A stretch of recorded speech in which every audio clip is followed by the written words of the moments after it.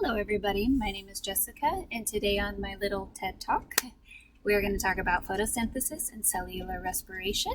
Now, what are they? We're going to start slow.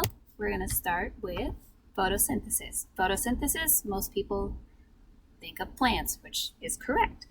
Plants use solar energy that they convert into chemical energy, which is then, the chemical energy is then used to build carbohydrate molecules in glucose, which glucose is the thing that every living animal, planet on this planet, and cell need. So after that reaction is done, an oxygen molecule is released. So in order for a plant to even properly start photosynthesis, they need the proper sunlight, they need carbon dioxide, and they need water. So this is a little bit more of a look inside of where it actually takes place. So the photosynthesis reaction actually takes place in the chloroplast. And inside the chloroplasts are the thylakoids. Now the thylakoids are the disc-shaped, you can see the little disc-shaped molecules in there. And they are going further. They're inside the thylakoids, you can't really see in that picture, is the chlorophyll. And the chlorophyll is the actual pigment that absorbs the light, and the entire process of photosynthesis actually takes place in there.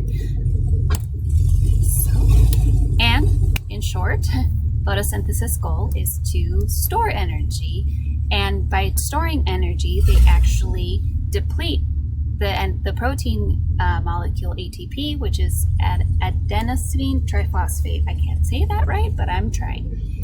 And it actually turns it to its lower, which is ADP.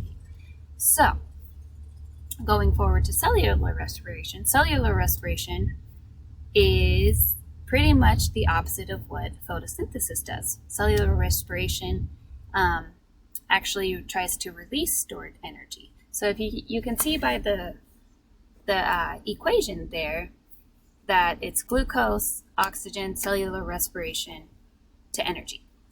And then because photosynthesis drains the ATP, cellular respiration actually charges it. So one without the other they really are codependent on each other. So in order for photosynthesis to take place, it stores the energy, but at the same time, the food needs to be broken down and it needs to be released so it can, start over with some other cells and do some other things in the living organism or whatever it needs to do.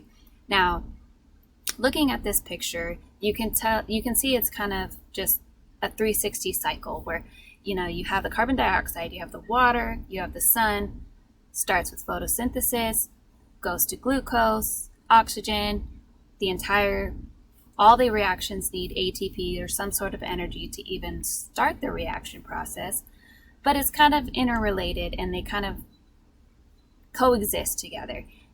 One cannot really exist without the other. They're both in the process of storing or releasing energy. And thank you for coming to my TED Talk. Thank you.